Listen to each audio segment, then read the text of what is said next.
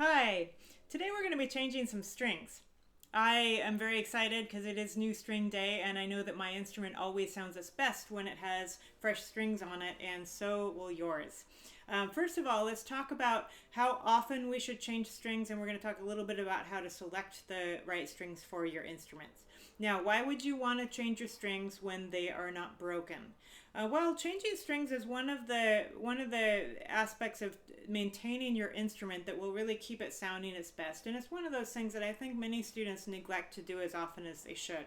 What happens is after you put strings on your instrument, they will start to deteriorate. And this happens from being under tension, and it happens over time. Now, strings are meant to last a little while, but they do not last forever, and they usually don't break before they wear out. What happens is after a while, the strings will lose their resonance. They just won't sound quite as good. And it happens gradually. It's not a sudden thing. And we call it going false.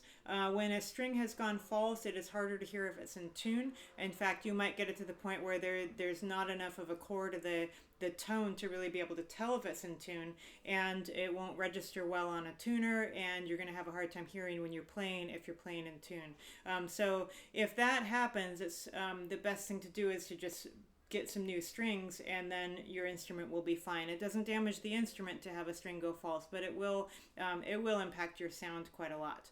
Now, how often should we change our strings? Well, that kind of depends too. It depends on how serious you are about music and how much time you're spending playing your instrument. Now, to be clear, playing your instrument does not cause your strings to wear out or to go false. It's just being on your instrument under tension that causes that to happen. However, buying new strings is a financial investment. Strings are not inexpensive, and so however committed you are to playing and how much time you're spending playing will probably impact how long you want to wait before getting new strings. If you are playing a whole lot and you're a very serious student of music, maybe planning to go on to study music in college, you're going to want your instrument to sound its best all the time, and the amount of time that you're spending in your personal practice will justify the expense of buying new strings more regularly. When I was in college, and that's when I was playing the most, I was probably averaging about 5 or 6 hours a day playing my cello, and I changed my strings every 4 months. Now, at the time, I was using gut strings, which sound beautiful, but they do deteriorate very quickly. And so with gut strings, if I waited 6 months or 8 months, those strings would be completely dead, and you'd really be able to tell that they weren't fresh. Now I use metal strings, and although they are still high quality, they're as high quality as the ones that I used in college. They don't deteriorate quite as quickly, so I can get by with going a little bit longer. I'd say for most students, a good rule of thumb would be to try and replace your strings once a year, and that will keep your instrument sounding in good shape. You probably won't notice them going false if you replace them that often. If you wait 2 or 3 years, you're really gonna it's gonna start to impact your sound. And the unfortunate thing is you don't really notice it because it happens so gradually. So it is if you find that your instrument just doesn't seem to sound quite as live as it used to be, and you've been playing longer, it might be that you're just due for a string change, and that will get your instrument back sounding its best. So it's a really good procedure to do, and to remember to do often enough so that your instrument sounds its best. Now, for me, currently I don't play as much as I used to, and I do try and change my strings once a year. I usually do it in the summer because I do tend to play the most in the summer, and right after I change strings is when they sound their best. So I try and do that procedure when I'm about to be playing quite a bit. Last summer I was traveling the whole summer and I never got around to changing strings. So my strings now have been on the instruments for 2 years, and so it's definitely time to change them. Now, what kind of strings to get? I have 2 sets of cello strings. I do have 2 cellos. One of them tends to stay at school all the time, so I am going to wait to change strings on that one until I'm going back to school. So I'll just keep the strings for the second cello, and when it's time to take that cello back to school and teach using it in school, I'll put the fresh strings on, because there's no sense putting them on now if I'm not going to be playing the instrument. The cello that I'm playing at home, I use Larson strings for the A and for the D, and those are Larson medium. These are made in Sweden, and they come with a really cool wax seal. And then for the G and the C, I use bel canto. Another good kind of string for the G and for the C is the Spirocore tungsten. These ones are multi-alloy wound, and the C is a tungsten, which is a more expensive material, but it does have a really good sound. So this is the kind that I get for my cello. These are high-end strings, so they are quite expensive. And if you're not wanting to spend that much, I think a good kind of string to get is the Helicore string for any instrument, really. That's a good kind of middle of the range, not cheap, but still decent sounding and not super expensive either. For my violin, I get Eva Perazzi. This is a pretty common kind of string. It is a string that is really good, I think, if someone is doing solos. It's a very, these strings project very well, and they're pretty loud and bright. So for my violin, I use it only for teaching, but I do still like to have really high quality strings on it. These ones are perfect for me because they project really well. I can play at the front of the classroom, and you hear it really clearly at the back of the classroom. And however, if I was playing in an orchestra, because I do have kind of a bright sounding violin and I'm putting bright sounding strings on it, it would not probably blend as well in an orchestra. Now, if your violin is not a loud sounding instrument, you could put these strings on it probably, and it would be okay in an orchestra. There's nothing wrong with that, but there are other kinds of strings that are softer. When I buy strings for my violin, I always get an extra E string, not because I think the E string's going to break, but because they do wear out quicker than all the others. The E strings are not wound, and so they will lose their resonance about twice as fast as the other strings. So when I get a whole set of strings, I buy an extra E string, and then about halfway to the time that I would replace the whole set, I replace just the E string. Otherwise, though, it is a good idea to replace all of the strings around the same time, and you don't want to take all of the strings off. If you do take all the strings off, you will notice that there are a lot of pieces of your instrument that are not glued on or attached, and they will fall off if you take the strings off. So you do them one at a time, but it is good to do them around the same time. It's also good to get strings that, be strategic about getting strings that are going to match and blend. You wouldn't want to get like a mixed set of strings. With cellos, it's pretty typical to get the A and the D of one brand, and Larson, I think, is the most common for the high-end strings, and then the C and the G of a different brand. But then there are some other kinds of strings where the whole set is appropriate to get for your instrument. Again, these are high-end strings, and I think Eva Perazzi would also be fine for viola. The Helicore strings are really pretty good for strings that are not quite so expensive, but they are still going to sound good. Okay, let's change some strings. So we're going to start with the cello. With the end pin all the way in, I'm going to put the cello so the strings are facing me. And before I do this, I'm going to go ahead and take my mute off. If you have any accessories on your strings, such as mutes, or some strings have those little metal wolf protectors, you'll want to take those off before you change the strings. With the end pin all the way in, I'm going to start with the A string. I'm going to turn the peg with the top part of the peg toward me to loosen the string. And as soon as it comes loose in the peg box, I should be able to pull it all the way out, and then I have to move it out a little bit and pull the string all the way out of there, and then take it off down here at the bottom. Now, the old strings, what do you do with those? If you don't have any extra strings, it's a good idea to save them. You don't want to necessarily put them back on your instrument, but if you do end up in an emergency and a string breaks, it's good to have your last set of strings that you can pull one out and put it back on there until you can get a new string.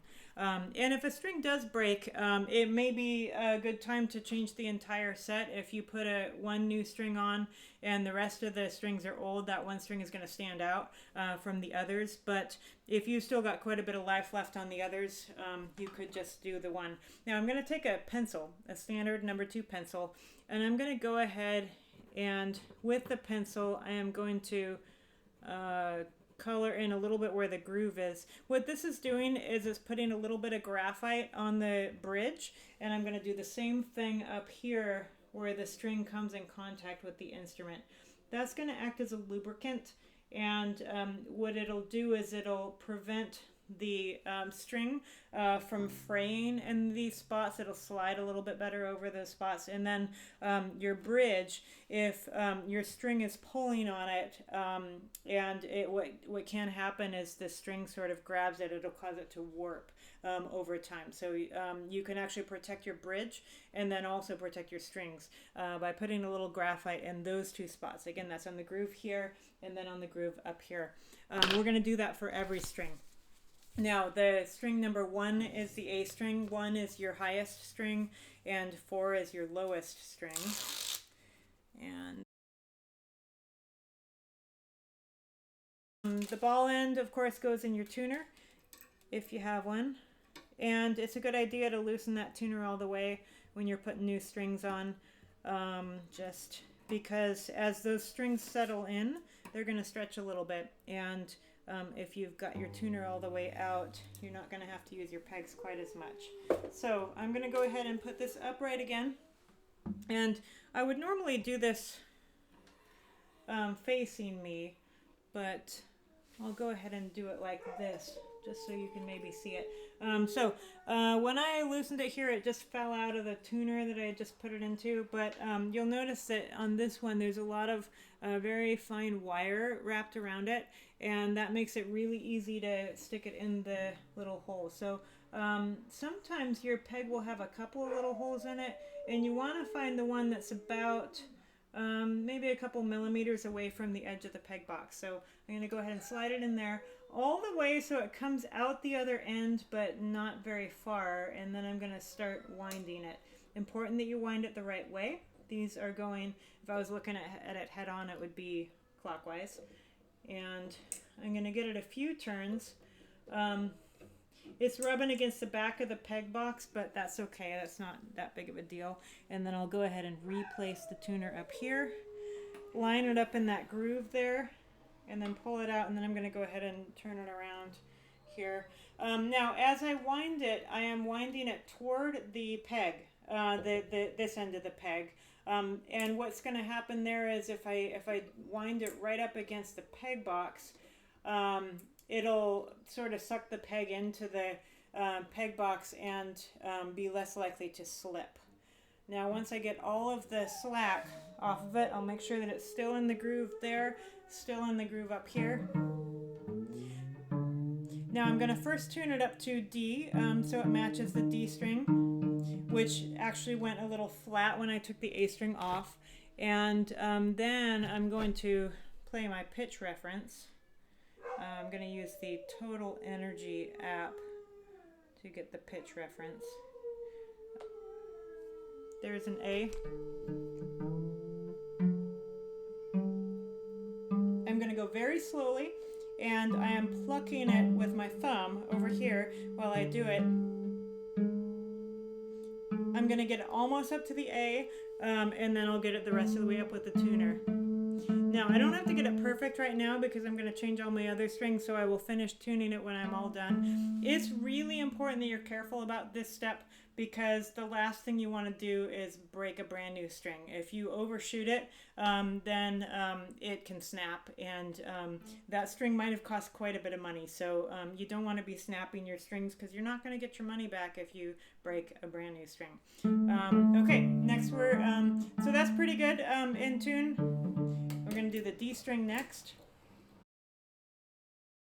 Okay, make sure I've got number 2 here. This is the D string. Really important that you put the right one on the right string. If you accidentally put your D string where the A string goes and then tried to tune it up to the A, it would snap, and you would have wasted your money on that string, because then you can't use it.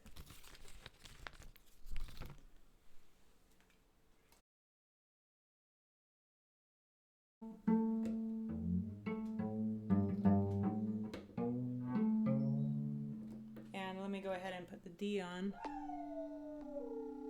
Oops.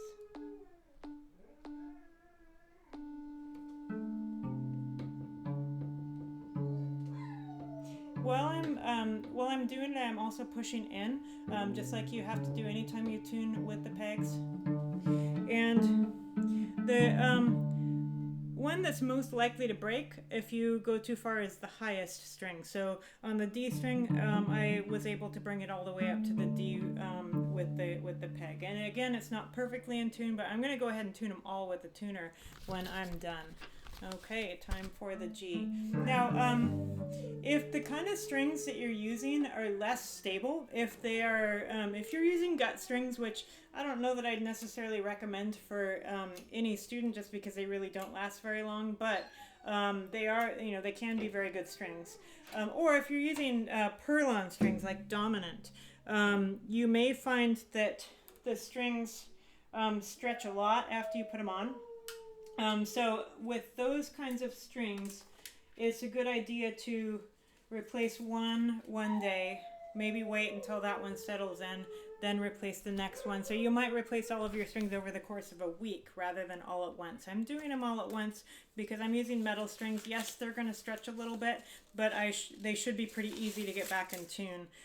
If they stretch a lot, so some of the synthetic core strings stretch quite a bit, it's kind of tricky to get them to stay in tune after you put them on for a few days or a week.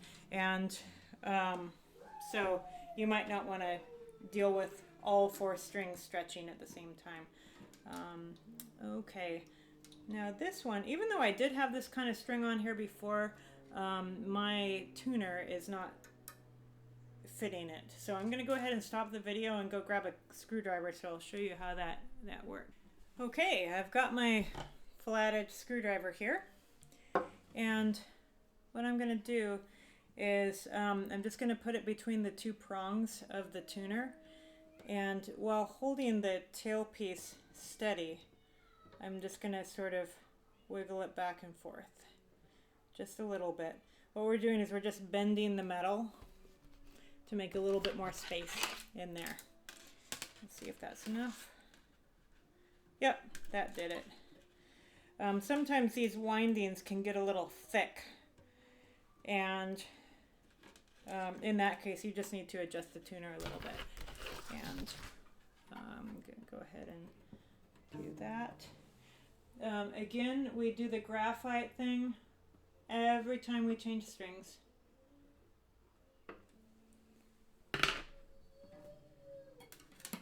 It's not the end of the world if you forget to do it. It's just one of those things that'll help things last a little longer. And okay. All right, we've got that one, and because it was thick enough that it was falling out, that it was not fitting before, it's not likely to fall out of there now that I've got it in. So again, putting the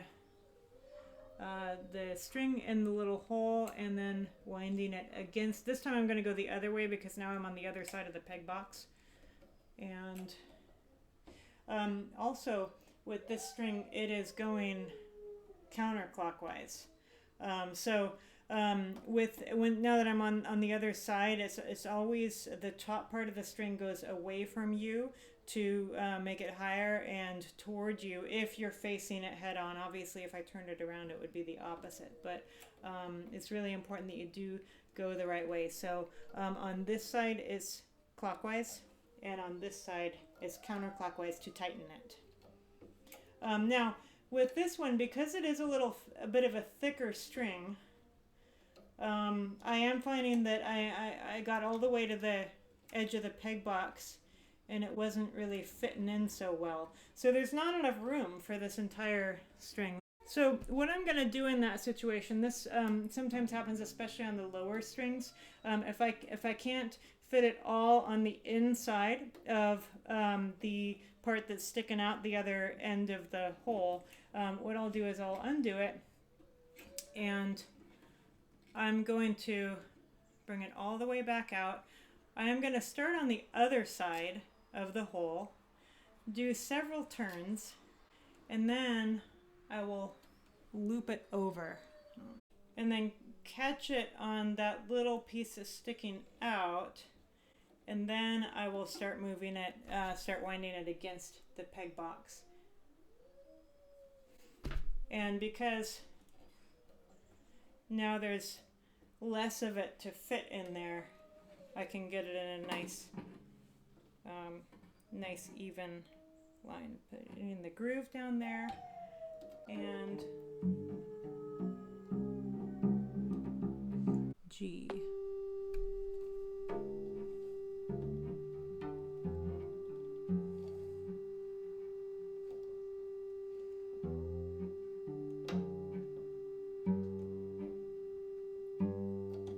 There it is. Close enough. And if you're used to tuning in fifths, you can just kind of compare it with the string next to it. Again, they don't have to be perfect at this point. You're going to tune the whole thing once you're all done. And then finally, we are ready for the C string.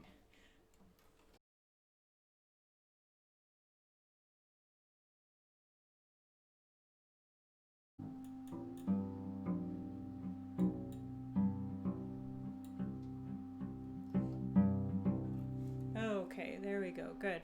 And notice how, as I was plucking it, I was plucking the string that I was tuning, but then also plucking the one next to it, just to make sure that, you know, I'm thinking about the tuning in fifths.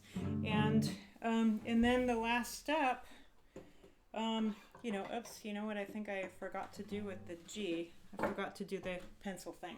So, no worries. I'm just going to go ahead and loosen it just enough to get it off of those grooves. And next step is we're just going to use our tuner to tune the strings.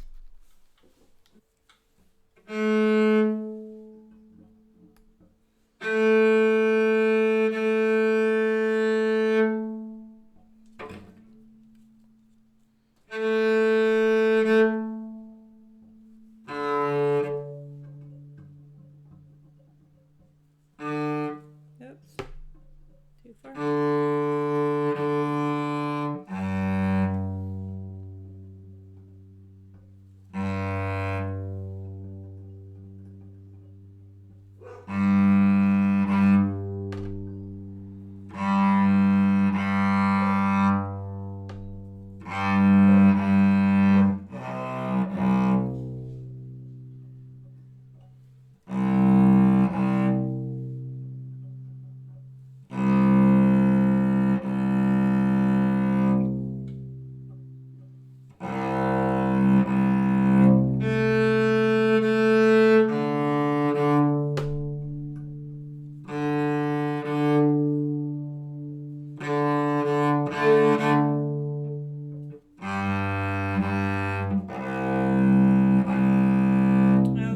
There we go, we're good to go. So after we're done changing strings, we need to take our old strings and roll them up to save them for future emergencies. And these should go in your case. It's a good idea to wet the rosin off of them, and otherwise it'll get all over your black clothes. And then what we do is we grab the end with the ball on it, and then just kind of wind it around your hand. And you'll notice, because this string has already been used, the end that went around the peg is all curly now. That's going to be straight when it's a brand new string, but it's all curly now. So with that part, it gets a little bit unwieldy. It's good to wrap it around a little bit, and then this end of it is a little bit more stable, so you can wrap that around a few times, and then it ends up like this. And then you want to make sure that you do get it in the right envelope. And this one, let's see, is there a color coding thing on it? No, there's not, but I can take my other one and figure out one of them is a lot thicker than the other. And so the thicker one is the C string, and the thinner one is the G. Obviously, if you, when you're taking them off, you could go ahead and do this procedure while you're taking them off. So you do that with each of them, and then basically they're in the envelope that the new one came in, and I'm going to go ahead and label this. Used 2 years, and then the date that I put it on. And the date is, it's not important to know what date this string was taken off, because it's not going to continue to deteriorate once it's no longer under tension. But that'll remind me when I changed my strings last, so I know how old the strings that are on my instrument are. So it is July 25th, 2020. And you may wonder if it's being under tension that causes strings to go bad. Is it a good idea to loosen your strings when you're not playing your instrument? I would say not. It just would be a real pain if you had to, if you loosen every string on your instrument, you're going to find that things are loose and they start kind of falling off. Your bridge can fall down really easily. The tailpiece can come undone. Your sound post can even fall. And those situations can be fixed, but they're a real pain. So I would say just go ahead and keep your instrument tuned up. If you were to have an experience where maybe you had an instrument that wasn't going to be played for a period of months, then what you could do is maybe loosen the strings a little bit, like maybe tune each one down a whole step or so, not all the way, but tune it down a whole step or so while the instrument's in storage, and then when you're going to play again, go ahead and tune it back up. But again, I think in most circumstances it's best to just leave it tuned, because it would be a real pain to try and tune it up again if you untuned it every time. It's not that big of a deal. Just change your strings regularly and they'll be just fine. Okay, now we are going to change strings on the violin. And the violin, because it's smaller, it's not quite as unwieldy. Let me go ahead and show you how the strings look in the peg box there. Notice how each string is wound against the edge of the peg box, and the windings are really nicely lined up. They're not all kind of haphazardly done in there. You want to get it so each one is right next to the one the previous one. Now for this one, I'm gonna take my tuner or my mute off. We're using the Eva Perazzi strings, and I have to say, this last time I changed my strings 2 years ago was the first time that I had tried this brand of strings. Previously I used the dominant strings, which I think are also good. I'm really pleased with how the Eva Perazzi's held up.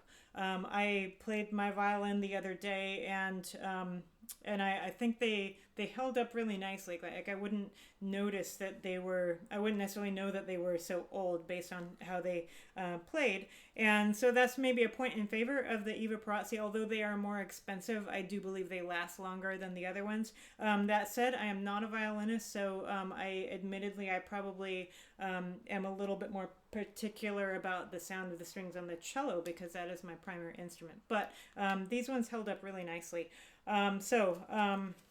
I think it's a good quality string. Because I got a whole set of these, and then remember I got an extra E string, I'm going to save that one in the case for later. And we're going to start with the E string. The E string is the cheapest of the violin strings. The thickest string is more expensive than the thinnest string. And with E strings, sometimes you get a number of different options. I ordered the gold E strings. The E strings are not wound. So all the other strings have a core, and then there's a metal winding around the outside of it. Even if it's a gut core string, it'll have a winding around the outside of it. But the E string is really literally just a wire. And so that's one of the reasons why they are cheaper. But you can get ones that are made of different materials and different types of metal, and a lot of work has gone into the research of how strings are made. I like the gold ones. I think they sound really nice, and there's also something really kind of aesthetically pleasing about having a string that is colored gold. So I'm going to go ahead and set that aside. They just are so thin and delicate. And we'll go ahead and unwind the one that's in there now. And again, you're moving the top of the peg toward you on both sides, top of the peg toward you when you are facing the peg box. So pull it out. And my violin does not have tuners on the lower 3 strings, only on the E string. And E strings tend to come with a little dampener too. Notice how there's a little, it looks like plastic thing around it. That's going to go right over the groove in the bridge. So we'll go ahead and line this up first, and let's see if I give you a close-up here. We line it up so both of these are both of the prongs are around that groove. Now E strings, you're going to have an option when you buy your E string, ball end or loop end, and it just depends on what type of a tuner you have on your instrument.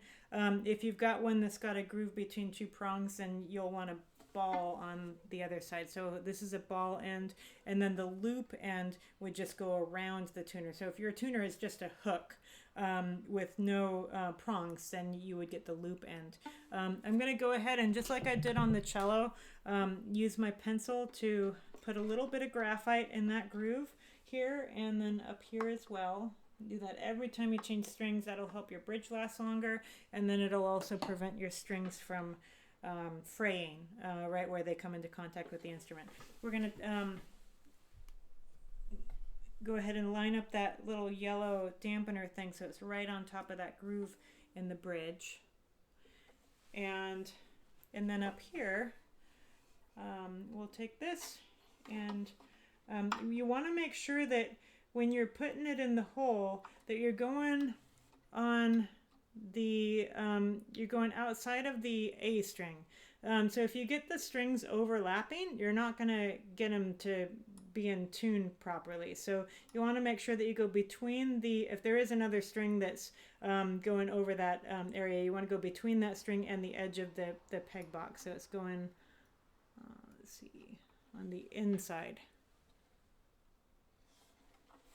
And then all the way through to the other end, but it doesn't have to go through very far.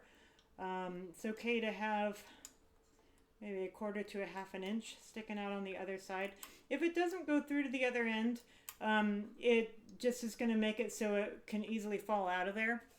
And if it does fall out, you're going to find that it's more difficult to reinstall a used string because you don't have that nice straight wire at the end of it. The straight wire makes it really easy to install. And then this is falling off, so I'm going to line up that yellow thing again over the bridge.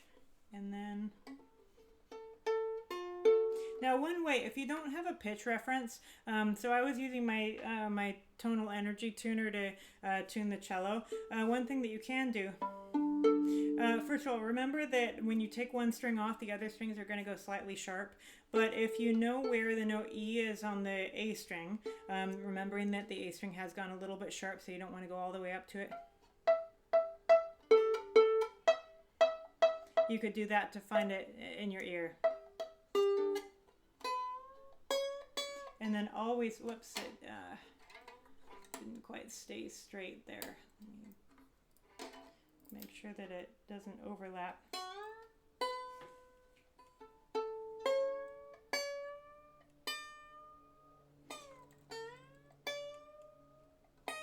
Again with the highest string, whoops, I forgot to loosen my tuner.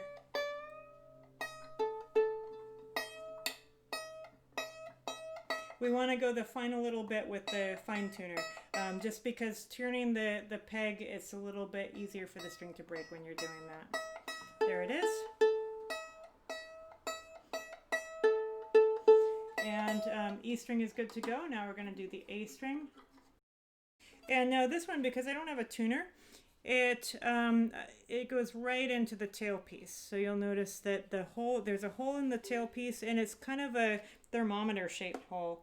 I could install a tuner in there, but most better violins, not that this is a amazing quality violin, but most finer violins would have you tuning with the pegs, except for the E string. So pull that out, go ahead, and I'm going to go ahead and wind this up. And to put it into the tailpiece, you'll just put that ball end in there, and then you have to pull it back into that straight part of it, and then pull it tight. So there it's up to a D, and then slowly, and always plucking it while you go.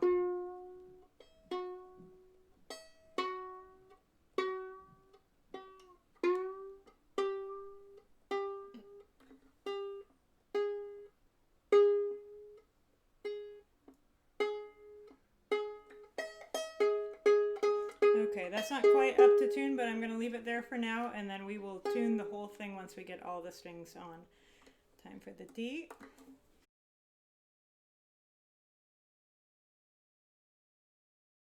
And again, we just put it in the hole and then just sort of slide it back into that groove. Make sure that it's nice and tight in there. And graphite.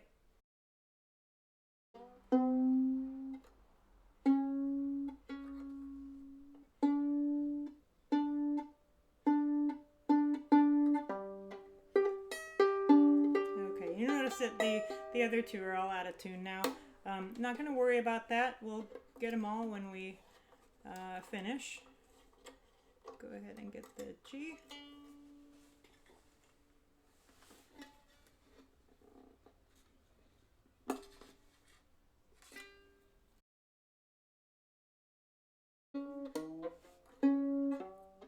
Now, if you were using a synthetic core string, like dominant has a material called Perlon as the core, I would suggest not changing your strings all in a row like this. Do change one at a time. You always want to change one at a time. You never want to take all the strings off and then try and put all the new strings back on. And if you ever tried to do that, you would find out right away why it's not a good idea to do that. Your bridge would fall off, your tailpiece would fall off, your sound post might fall. Incidentally, your sound post is the wooden dowel that's inside your instrument. It should be right about here on your instrument. And if you ever find that it's not up, if it's not standing, if it's rolling around inside, then you do not want to tighten your strings. You'd want to get your sound post reset, and you would need to take it into the shop to do that. It's kind of a tricky procedure, so you want to go into the store or the luthier to have that done. But you don't want to tighten the strings. It could really damage your instrument. It could crush it if you put all that tension in without the wooden dowel, the sound post in there.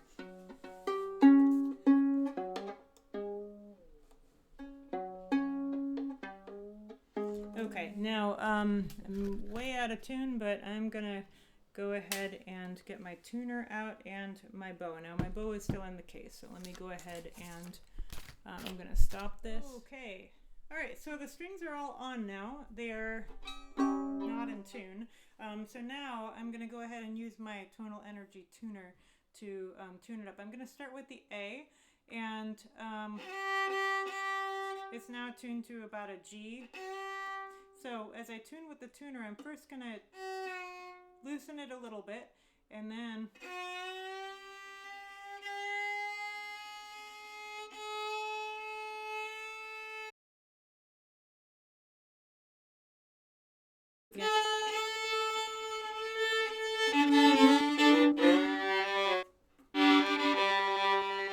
so there we go. There's your string changes on the cello and on the violin. And you may be wondering where to get your strings. It is okay to buy strings on Amazon as long as you're looking for a specific brand. And the type of strings that you use, I'd say if you're taking private lessons on your instruments, ask your teacher for a recommendation. Otherwise, I would say if you don't want to spend a bunch of money to get the top of the line strings, the helicore tank kind of a string is good for all instruments, including bass. That's a good kind of medium grade string. It's not super cheap, but it's not really expensive either. And I think it's a really good value that'll hold up pretty well and make a pretty good sound. Otherwise, I'd say if you do want to go for a premium string, the Eva Perazzi on violin or viola is good. For cello, almost everybody uses Larson on the A and the D. And when I say almost everybody, I'm talking about adult, professional, or semi-professional, or even amateur musicians that want to get a good sound out of their instruments. Larson is pretty standard for the high end on the A and the D. Although they are available for the G and the C, I rarely see anybody using those. And they also have Larson strings for violins, but I've never seen a violinist using Larson strings for some reason.